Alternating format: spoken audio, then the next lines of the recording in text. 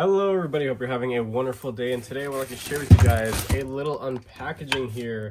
This is something I picked up from Amazon, obviously, but this is also an item that has been sold and still can be bought on many different platforms. Let's go ahead and get into it. My unboxing knife is what I carry today. This is the heavily modified Kubi or KB Knives Thai Titty. Freaking love this thing. If you guys have one of these or have experienced one of these, you know what I'm talking about when I say this thing is just straight value. Love that freaking knife. I'm actually planning to redo some of the anodizing on it because I just looking for a change of something else, right? Why not? You can do that with anodizing. It's fun. That's why titanium is some of the best material to work with. All right. Didn't think I was gonna have another one of these anytime soon. The concept knife. Now, if you guys are long watchers of the channel, I mean, I've only been doing this for about, I want to say like 3 years and some change or so. But one of the first like 5 videos I ever posted was about a concept knife, and I loved it. Freaking loved the damn thing. Honestly, I have been itching to get it back on, but something else has come up and it's kind of spoiled it already. Probably put 2 and 2 together, but this is a knife that has omega springs, and right off the bat, concept having extra omega springs, I love that. I think that's really cool. Great packaging as always. A little candy, get that out of the way. Nice little pouch. Still wish, you know, there was a little something you could put here on the back or something, because these little things honestly just get tossed away afterwards. We got a Main Street here, designed by the incredible ultra tactical Dirk Pinkerton. Now realistically, ooh, that's nice. I'm not a tactical person. I'm not a tactical bro. I'm not a tactical guy. It's not my style. But when it comes to this, I bought the full-size Main Street. It was silver blade and everything else in their Tiffany G10. Love that freaking knife. One of the biggest things that I enjoyed about it so much was just the straight raw utility. I mean, just look at that blade shape. This is practically the same freaking thing. But one of the things I do want to mention right off the bat, in my memories of that knife, which are great memories, by the way, and then looking at this one, take a look at how tight that freaking plunge grind is. Holy cow. That is tight. That is... Focus! Damn it, stop moving. That is gorgeous. That is elite. Holy crap. Can't believe I'm using these words of positivity in a concept video. That is insane. I think that's super freaking cool. And the only reason why I nerd about that so much is because this is a knife that you can literally sharpen into the ground and continue using it without creating a horrendous looking smile. From a sharpener's perspective, from an actual user's perspective, this is the kind of stuff to look out for when it comes to picking up a new design, especially if it's something that is going to be more on the utilitarian side, that's probably going to see a little bit more use than some other stuff. And my mat's all messed up here. Whatever, not a big deal. But oh man, it's good. It's really good to get this overall silhouette and profile back in hand. I want to say that this is damn near the same exact size as the regular liner lock variation. I still yearn for that knife because it was just such a beautiful color. Definitely the scales. They don't offer it in this new variation, but from what I remember as well, the peel ply texturing of the liner lock variations was a little bit more aggressive. This is smooth. This is very refined feeling. I'm here for it. This is nice. I do like it quite a bit. Another thing too that I can typically be pretty picky about is the tension of omega springs, and these guys have solved the problem.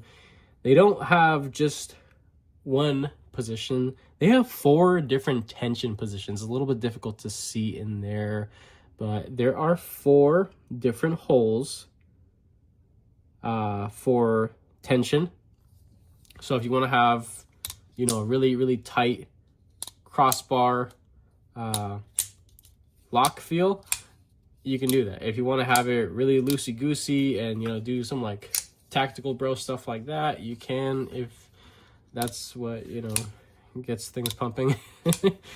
But realistically, this thing does feel pretty good from the factory. I might make it just one bump stronger, and I'd say that's good to go. But just take a look at this blade. I mean, this thing is just it's freaking beautiful. I think it's so wild when it comes to if you're just used to drop points and variants of drop points, having something like this is a completely different beast to use. You're definitely going to want to use that tip a lot for sure. Doing a lot of score cuts. It's just the ease of just manipulation when it comes to a blade like this is just, it's you don't have to use a single brain cell, you know, to actually make nice precise cuts with this thing. It's a dream to use this kind of blade shape. Another thing too that I feel it's worth mentioning about Dirk Pinkerton designs is that there's this kind of like scalloping that is done. Just I understand its purpose for traction and things like that, but in this application I think it's more of just for visual flair. There's some down here and it's non-protruding. It almost looks like it is, but it doesn't stick out actually, but you feel it. And then here in there as well, similar to how the Manix, the full thickness Spyderco Manix 2, it has it where it's just jimping everywhere, just all over the freaking place. It's an elite knife when it comes to, you know, grip and things like that. And this is a little bit reminiscent in a way, especially when it comes to interacting with the knife as is. One of the things I do miss, I'm fumbling with that. One of the things I do absolutely miss and I wish was applied on this, and especially for the price point, is that while this is a nice, simple, sturdy looking steel fold over pocket clip, it doesn't, no hot spot. It's nice and short. It's a good design of a pocket clip, but have you seen their milled tie clips that come on the liner lock variations and even the small Main Street or the mini Main Street? Those are beautiful. They're tie milled clips. They're elite in and out of the pocket. They're wonderful. For what this thing cost, I mean, come on, concept, come on. It should have been on here. I would have loved to have that on this. One thing that is also kind of a miss here is that while we have a wonderful ambidextrous style lock, we don't have another position for lefties to be able to enjoy what is a wonderful model here. This isn't a high-end, super flashy, micro milled this and that or the other nonsense. This is a incredible user knife, and lefties should be able to enjoy this just as much as right-handed individuals. Why aren't why? There's nothing there. There isn't even holes in the steel side like how some other people do it. And that's something that I think that if I were to ever design a knife, that if I had a clean show side, or the right side of the knife, not right as in correct, but, you know, right-handed side of the knife, when you're looking at it, I would like to implement how some designers have implemented within this this year or so, is they will put threads tapped into the left side carry liner, but they just won't tap it through the scales. And you leave it up to the consumer, you and I, to be able to make the modification and that call on our own. So I'm a right-handed individual. I'm ambidextrous with a lot of different things in life because I was born lefty, but, you know, my parents being freaking Hispanic, thinking that that's evil. Yeah, that's the thing. I could do a lot of things right and left-handed, and to my brain, I don't have any sort of weird feelings. Like, I could eat cereal with my right or left hand, and it feels normal to me. But that's something that I would definitely like to implement. Just having tapped threads on the other side for lefties to be able to enjoy whatever model. I actually have a knife that I use for comparison that has this little thing, and it's a stupid budget knife. It's a stupid cheap freaking knife. This is the Free Tiger model FT2103. This one's like, I think $30-35, but there are other ones with satin D2 blade and like semi-textured peel ply G10, and they're like $25 or $30, something like that. It's I mean, they're practically giving them away. But this knife has that. There are, you see that little hole right there and that other little second hole right there? Those holes have freaking threads in them. Yeah. But this is set up for a right-handed carry from the factory. And as you can see, there's nothing there. But you can tap these scales if you want. You know, as the owner, do whatever the hell you want with your knife. But you can do that. So, and you see something innovative like that on a dirt cheap freaking knife that I love. That really should have been applied here. Absolutely a genuine miss. But as this thing sits, you know, for my purposes and my use, I think it's great. I love the overall size. We can go ahead and 11 minutes in, we'll take the weight and we'll start comparing up to some other stuff that I believe is in a similar size range. 4.3, nothing really crazy to complain about. I don't mind it so much. There is a good bit of weight relieving. Could have been a tad bit more, but it looks like they did about as much as they could have, really. All right, let's get this thing nice and centered. Let's bust out some stuff that is what I would believe is similar. Right off the bat, one that came to my mind. Yeah, exactly the same from tip to tail. The pivots line up, the crossbar lines up, the studs line up. This is the, crap, I'm forgetting the name. This CMB Made Knives Predator. Love this freaking knife, and it's absolutely embarrassing that I forget the name of a knife that I claim to love, right? The amount of usable blade length, or I guess the live edge, is damn near the same, just a completely different blade shape. And honestly, these things are quite similar. This also has, and you know what? I might even do a comparison between the two. I don't freaking know, but I still think that this would win just because a little biased of, you know, had this thing for such a long time. And I've even done a giveaway on one of these. It's just a wonderful freaking knife. This has adjustable spring tension. This has a steel fold over clip. This has studs. That has studs. Same exact length overall. Weight relieving. I think the Main Street weighs a little bit less. It feels like we could actually test that out right now. Why not? 4.9. 4.3. All right, yeah. I mean, this thing did feel a little bit heavier, not by much. It's really not something that's super noticeable unless you're really handling them back to back. But, I mean, yeah. I mean, pick your poison. You know, super aggressive Warncliffe or, you know, stabby, pokey, low tip drop point. There's utility for days in either or, but it's really just for, you know what you're going to be using the knife for if you buy it. Unless you're just a collector and you just want something that's relatively affordable from, you know, designed by Dirk Pinkerton. I think this is definitely it for sure. And if you don't want to mess with any of the crossbar and Omega Spring BS, because they can break, they have broken on me many times, so it does happen. But if you don't want to mess with any of that, I can still report that the liner lock variation, worth it. With every freaking penny. It's a wonderful knife.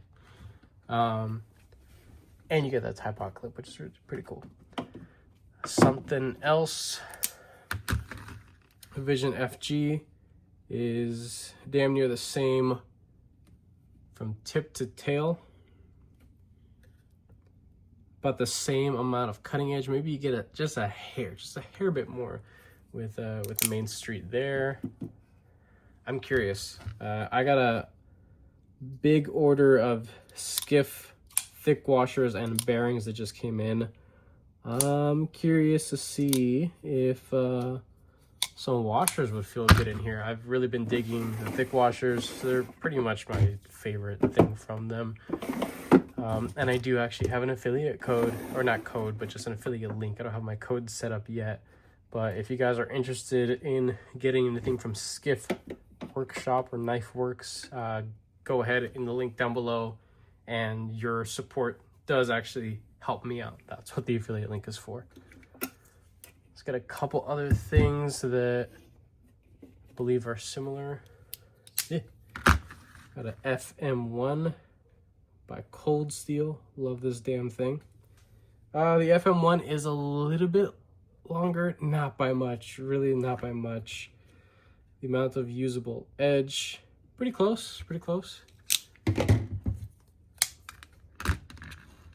Sebenza 31 large, a little bit bigger, not by much. More blade length on the Sebenza, of course. And I think that's probably, yeah, we're gonna call that, you know, no, I got a couple other ones that I think are worth bringing out. Let's see. I just have everything like neatly stacked over here, so I'm trying not to mess with stuff too much. Kubi Hound. It's another cool one for sure. Kubi Hound is a little bit longer, not by much. The weird swoop down and, you know, thing that's going on in this crap over here, it really throws me off a little bit.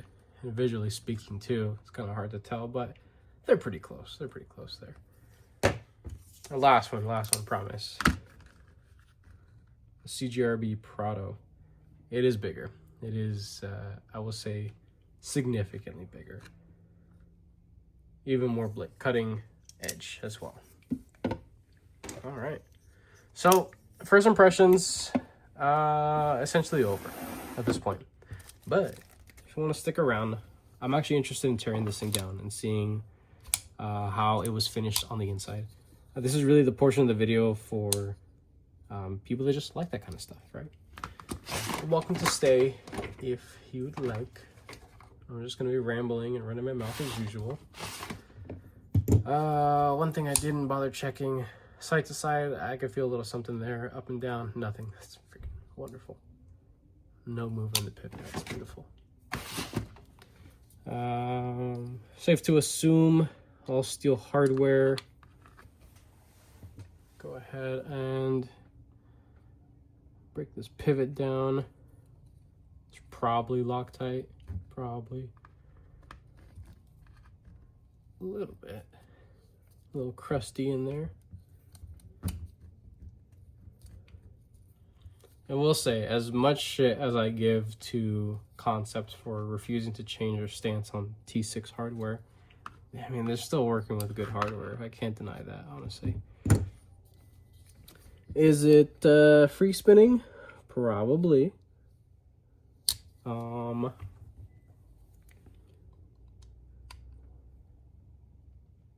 Maybe not. Huh.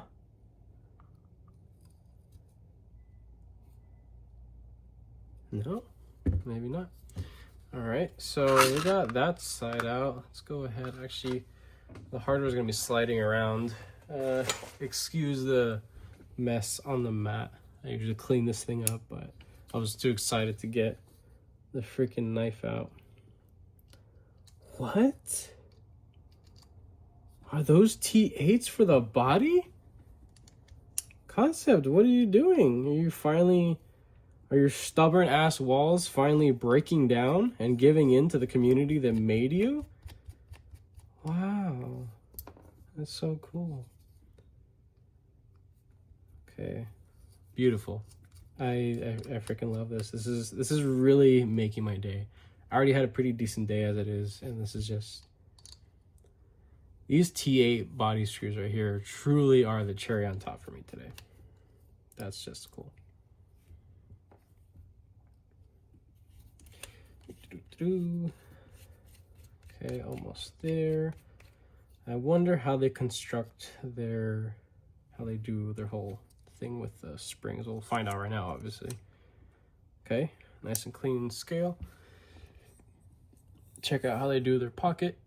It's nice and clean. No weird jagged edges or, you know, weird marks or nothing. I mean, it's a beautiful cut of jade. Jade G10, of course. I like that. Just check that out. 4 different positions. That's really cool. So I'd probably bump it up by 1, or what I can do is just stretch the spring a little bit and put it back into the same spot. That's an option too. Let's go ahead and nice and tight. It loops around there really well.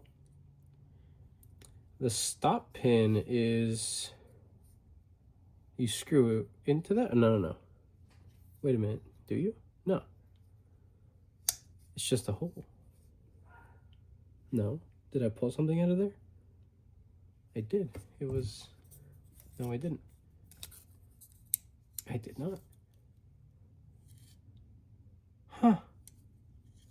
Well, that's interesting. I'll have to rewatch that, but there are threads through that stop pin barrel. Unless my eyes are playing tricks. No, there are definitely threads in that. See if I could zoom in. Yeah, you can see that. There are threads right in there in the stop pin itself, and it's a hollow stop pin. Weird. A little weird. All right, let's go ahead. See if we can pop this thing out.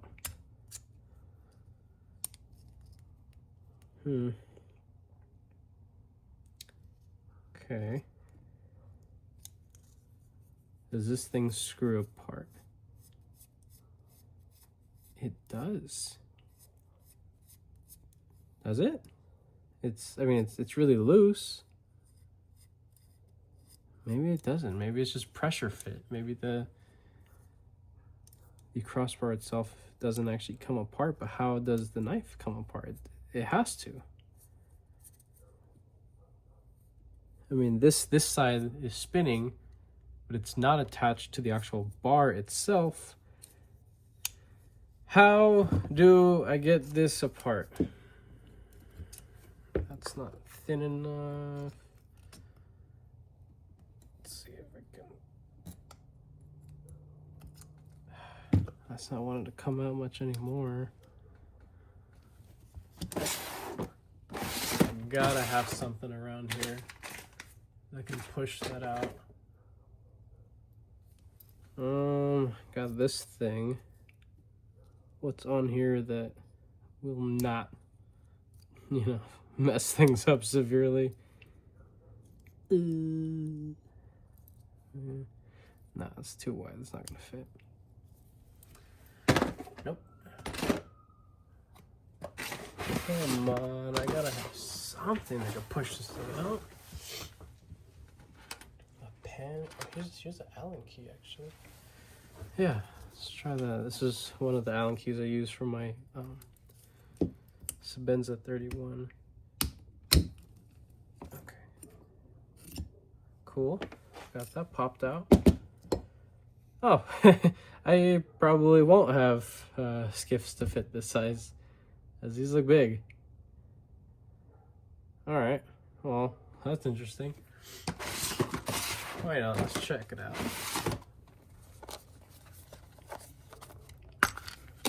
Got my little card here, and there's some random ass thick washer just floating around in there. Pivot, it's probably a 6. Yeah, that's a 6mm pivot. Okay. And a 1/16. Let's see.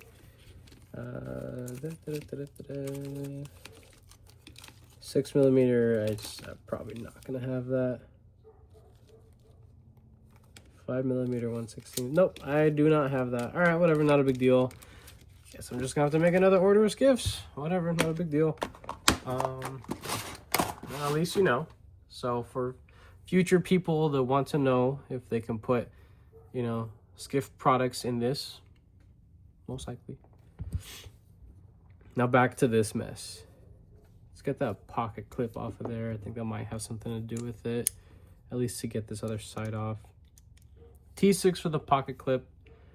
I'm content with that. It makes sense. It's fine. But I believe on the milled one, might have been T8s potentially. I can't remember 100%. I just remember having a good time with that knife. And even still, now owning essentially the same design, just a different deployment method, I still kind of want that liner lock one. It was a really nice knife to have. Let's go ahead and take this side off here. Look at this black wash that they do, that they apply on the liners as well. I think that's beautiful. All right, this is where I don't know. I don't know what I'm supposed to do at this point. Oh, it is screwing. Huh. Okay, so all I had to do was just hold on to the one side. And there is a T6 screw in the actual face of the stud. That's awesome. I mean, they're building the crossbar damn near, and also this side too. I didn't have to do all that then. Huh, I am pretty slow, I guess.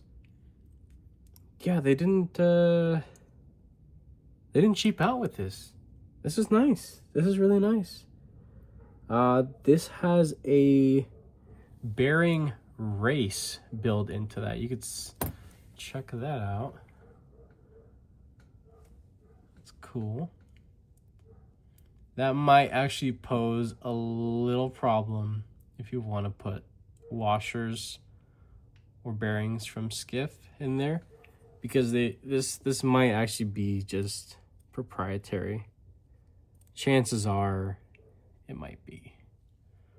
Well, whatever. I mean, it's a crossbar lock and it's drop shut. I was just really trying to reach there. But yeah, this thing's nice. This thing's built really well. I'm genuinely impressed how this thing is constructed. I think it's really well made. Everything looks well tumbled, and they have the black coating and then the wash over it. No weird marks. The holes look nice and clean. Everything looks just... Yeah.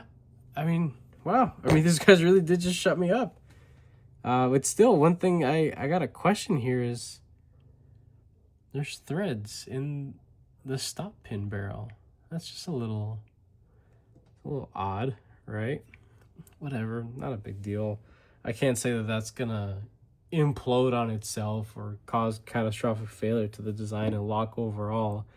I'm not capable of testing knives to that extreme anyway, and nor am I gonna do it to a brand new knife I just spent my hard earned money on. Let's take a look at the blade. This is the surface that the bar rides on, so within a couple months or so, this will all be all silver, just be like, you know, scraped away. Yeah, everything looks nice. Just really, really clean. 154 cm, which isn't, you know, a super fancy blade material. It's good. It's a nice sharpener steel. Definitely easy to touch up in the field, which I think is one of the best things about 154 cm is that it is easy to sharpen. And it holds an edge enough, you know. I can't complain about it for the price. Definitely. This thing was, I want to say, about 60, 65 bucks or something like that. I probably didn't mention that earlier, but if I did, you know, there it goes again. If I didn't, I'm sorry. I will be linking this down below anyway. But for the people that actually stuck around to watch it, because it's probably like 1 in 10 people. That's the ratio of people that actually stick to the end of my videos. Because I probably just annoy them at this point. But yeah, this thing's great. I got... This is going to be a hard one to crap on, for sure. Something really bad has to happen to this knife for me to not like it. But I'm going to go ahead, slap this thing together. You guys don't need to see this mess. This is almost a 30-minute long video. And again, to the one or two people that actually made it to the end, thank you. If you guys like this video, go ahead and leave a like down below. If you are subscribed, thank you so much. I appreciate all your support and your patience, of course. If you're not subscribed, please consider subscribing, because I play more videos and content coming you guys this way. With that being said, I hope you have a wonderful rest of your day.